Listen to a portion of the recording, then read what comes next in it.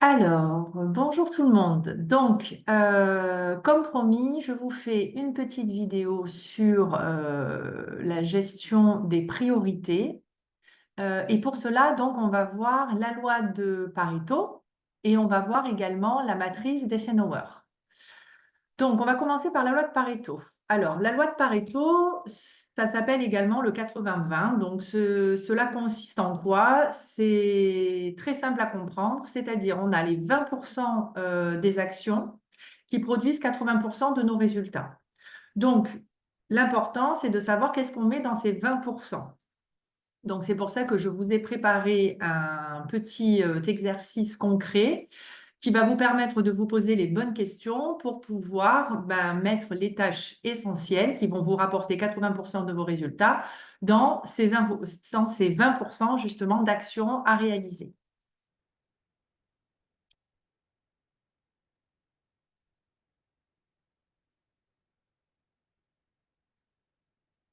Alors, comment appliquer donc la loi de Pareto? Pour identifier les tâches les plus importantes, je vous invite tout d'abord à noter tout ce que vous devez faire de manière précise. Une fois que vous avez noté toutes les tâches, les sous-tâches, les sous-sous-tâches, on va identifier les 20% qui seront les plus impactants pour arriver au résultat que l'on souhaite arriver. Donc pour cela, on va se poser plusieurs questions. Tout d'abord, quel est l'impact de cette tâche sur mes objectifs? C'est-à-dire que vous allez reprendre tâche par tâche et vous allez vous poser les questions suivantes. Donc, quel est l'impact de cette tâche sur mes objectifs? Ensuite, est-ce que cette tâche me rapproche de ce que je veux accomplir? Et ensuite, est-ce que cette tâche a un impact important sur les autres tâches? Autrement dit, est-ce qu'elle est liée à d'autres tâches ou pas forcément?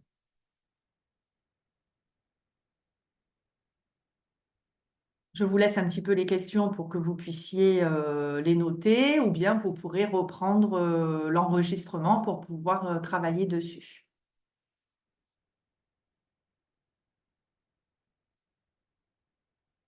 Voilà, donc pour prioriser les 20%, on se concentre sur les tâches en premier, puisque c'est celles qui vont nous apporter 80% de notre résultat. Donc, ça vaut le coup de donner plus de temps et plus d'énergie sur ces tâches-là. Ensuite, pour ce qui est des 80% restants, si possible, on délègue les tâches les moins importantes à d'autres personnes. Donc, ça peut être soit des prestataires extérieurs, soit des collègues de travail si vous êtes en entreprise, voilà, pour lesquels vous pouvez déléguer certaines tâches, ou soit un membre de votre équipe si vous êtes manager.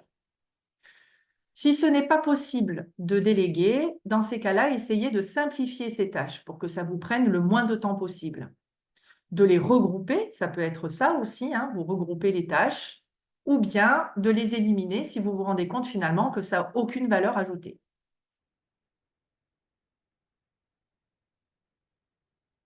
Voilà, donc pour résumer, la loi de Pareto, c'est 20% des tâches que vous accomplissez dans une journée contribuent à 80% de votre productivité. Il est donc nécessaire d'identifier ces tâches et de les prioriser. Ça prend peut-être un petit peu de temps au départ, mais ça va vous en faire gagner beaucoup. Donc, ça vaut vraiment le coup de détailler toutes les tâches et de répondre aux questions qu'on a vues tout à l'heure. La loi de Pareto aide à se concentrer sur l'essentiel, hein, c'est ce qu'on a vu tout à l'heure. Et petit exemple, petit exemple, c'est-à-dire que petite visualisation, on va dire, c'est comme si vous utilisiez une loupe pour vous concentrer sur les 80% les plus importants au lieu de vous disperser sur les 100%. Ben oui, parce que quand on se disperse, on perd énormément de temps et c'est là où on perd de notre productivité. Voilà, donc j'espère que ce résumé sur la loi de Pareto a été intéressant pour vous, qu'il va pouvoir vous aider. Voilà, vous pouvez me poser des questions, il n'y a aucun problème, je serai là pour y répondre. Voilà, donc en deuxième partie, nous allons voir la matrice d'Eisenhower. Pour la petite histoire, Eisenhower, c'est le 34e président des États-Unis qui, lui, fait la différence entre urgence et importance dans son activité de président. Et cette distinction, comme ça lui a fait gagner beaucoup de temps, du coup, il en a créé une matrice qu'il a appelée la matrice d'Eisenhower pour justement prioriser et planifier. Donc, comment elle se présente? Cette matrice, elle se présente comme ça, c'est-à-dire qu'il y a 4 points importants pour trier, on va dire, pour prioriser. Donc, on a l'urgent et l'important, ça, c'est à faire de suite. Nous avons également l'important, mais le pas urgent. Ça, on peut le planifier, du coup.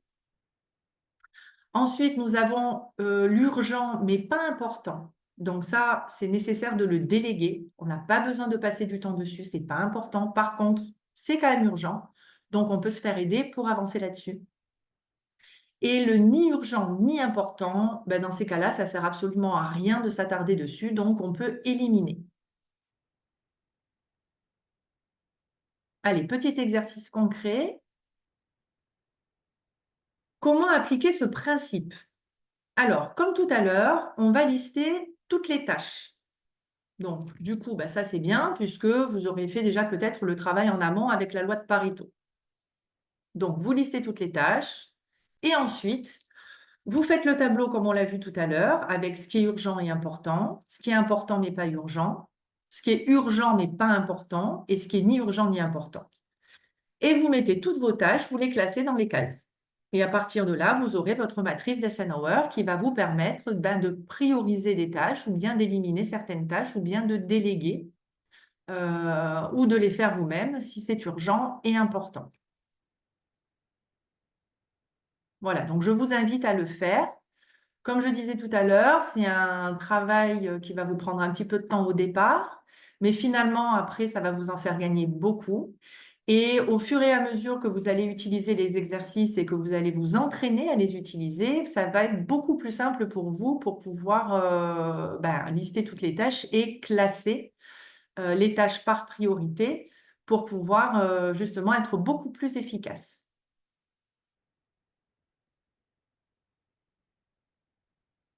Voilà, donc ça c'est ce qu'on a déjà vu ensemble, hein. Donc tout ce qui est à faire immédiatement, tout ce qui est à planifier, tout ce qui est à déléguer si c'est possible, et puis à éliminer. Ça c'est la partie que je préfère, à éliminer. Voilà, donc je voulais voir également avec vous, voilà, ça me tenait à cœur de voir ça avec vous parce que je trouve que identifier les voleurs de temps, c'est hyper important parce qu'on peut se diversifier, pas se diversifier, pardon, on peut se disperser très rapidement. Donc, je vous fais une petite représentation rapide sur les voleurs de temps. On a les voleurs de temps externes et les voleurs de temps internes. Alors, qu'est-ce que les voleurs de temps externes? Les voleurs de temps externes, c'est tous les comportements que peuvent avoir les autres et qui vont venir empiéter sur votre temps à vous.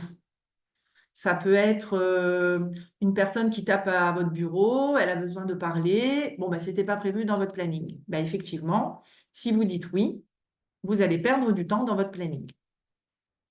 On va voir un petit peu plus en détail tout à l'heure. Et les voleurs de temps internes. Alors, ceux-là, ce sont les plus vicieux. Ce sont les voleurs de temps qui vous appartiennent par rapport à vos propres comportements, à vos habitudes, à vos schémas de pensée, comme la procrastination, le manque de concentration, le perfectionnisme, par exemple. Alors, dans les voleurs de temps externes, on a les réunions qui sont trop longues, par exemple. Vous n'avez pas prévu de finir si tard. Les visiteurs non prévus, c'est l'exemple que je vous ai donné tout à l'heure. Les réseaux sociaux, oui, parce que souvent, dans les réseaux sociaux, ça passe très vite, on passe beaucoup plus de temps qu'on l'imaginait au départ, donc faire attention à ça. La sonnerie du téléphone, oui, parce que si vous êtes concentré sur quelque chose, il y a le téléphone qui sonne, vous vous déconcentrez, et ça a un double effet qui se coule, c'est-à-dire que vous mettez après plus de temps pour vous reconcentrer sur la tâche. Et ensuite, il y a les notifications, les mails, etc. Donc, l'idée, c'est quoi? Ben, l'idée, c'est que, par exemple, si vous avez, concernant les réunions, ben, déjà demandé l'ordre du jour avant de commencer la réunion pour savoir si c'est vraiment nécessaire que vous soyez présent à la réunion. Et puis, pour éviter les réunions trop longues, à ce moment-là, vous pouvez aussi, ben, soit si c'est vous qui présentez la réunion, ben, faites en sorte de la finir à l'heure. Soit, si c'est pas vous qui présentez la réunion, dans ces cas-là, ben, si vous voyez que ça traîne trop, ben, soit vous essayez de recadrer un petit peu les choses au cours de la réunion, soit, ben, une fois que l'heure c'est l'heure, hein, à ce moment-là, vous pouvez demander de sortir de la réunion euh, si l'heure de fin est déjà là pour pouvoir continuer ce que vous aviez prévu de faire. Les visiteurs non prévus, ben, les visiteurs non prévus, dans ces cas-là, ben, vous faites un choix. Soit vous dites oui, et dans ces cas-là, vous savez que si vous dites oui à quelque chose, ben, vous allez dire non à autre chose. Donc, dans ces cas-là, vous allez certainement ne pas pouvoir finir ce que vous aviez décidé de faire jusqu'à la fin de votre journée, mais c'est un choix à faire. Ça dépend. Est-ce que c'est urgent? Est-ce que c'est nécessaire? Est-ce que, voilà, ça, c'est à vous de voir. Les réseaux sociaux, ben, dans l'idée, c'est de mettre en silencieux, hein, qu'il n'y ait pas les notifications ou quoi que ce soit. Et puis, si vous souhaitez regarder un petit peu les réseaux sociaux, dans ces cas-là, le faire sur une plage horaire qui est dédiée. Sonnerie du téléphone, ben, comme je disais un peu tout à l'heure, c'est-à-dire vous pouvez le mettre en silencieux et les notifications, pareil. Ensuite, on a les voleurs de temps internes. Alors, ceux-là, ce sont ceux qui vous appartiennent. Donc, ça peut être quoi? Ça peut être des priorités mal définies. Bon, maintenant qu'on a vu la matrice d'Eisenhower, ben, on est censé mieux prioriser nos tâches. Le perfectionnisme, pour les personnes qui sont perfectionnistes. Alors, le perfectionnisme fait perdre énormément de temps. Pourquoi? Eh bien, parce que on s'attarde sur tout et pas forcément sur ce qui est productif. Donc, faire attention à ça. Maintenant, on connaît la loi de Pareto. Ça peut vraiment aider. Pour les perfectionnistes, c'est mieux d'être dans la perfection sur les 20% qui va nous permettre d'obtenir nos objectifs plutôt que sur les 100%. Le manque de rangement, ben oui, parce que le manque de rangement, ça nous fait perdre du temps. Donc, c'est toujours bien de classer, d'organiser, de ranger. Comme ça, quand on cherche quelque chose, on trouve de suite. Ne pas savoir dire non. Et oui, ça aussi, ça fait perdre énormément de temps. Pour les raisons que j'ai évoquées tout à l'heure. Par exemple, il y a une personne qui tape à votre bureau, c'est pas prévu. Qu'est-ce que vous dites? Ben, si vous ne savez pas dire non, vous dites oui tout le temps. Et puis finalement, vous vous rendez compte que vous avez passé une demi-heure, même peut-être plus, à discuter de tout et de rien, juste parce que la personne en face, elle avait besoin de parler à ce moment-là. Bon, ben, vous vous mettez en retard et puis vous vous mettez dans l'insatisfaction parce qu'à la fin de votre journée, vous n'aurez pas fini tout ce que vous aviez prévu de faire. Donc, vous allez considérer que ce n'est pas forcément une bonne journée productive. Donc, savoir dire non, c'est très important. Et procrastination, difficulté à prendre une décision. Et la procrastination touche beaucoup de monde. La procrastination, souvent, ça vient soit si c'est un manque d'intérêt pour ce qu'on a à faire, soit ça peut venir des peurs également. Donc, c'est intéressant de gratter un petit peu, de voir pourquoi on procrastine sur certaines tâches. Voilà, donc pour les petits exercices concrets comme je les aime, concernant les voleurs de temps, ben, je vous invite à identifier vos top 5 des voleurs de temps. Ça va vous permettre de mieux vous connaître, de mieux comprendre votre mode de fonctionnement et de pouvoir réajuster en fonction.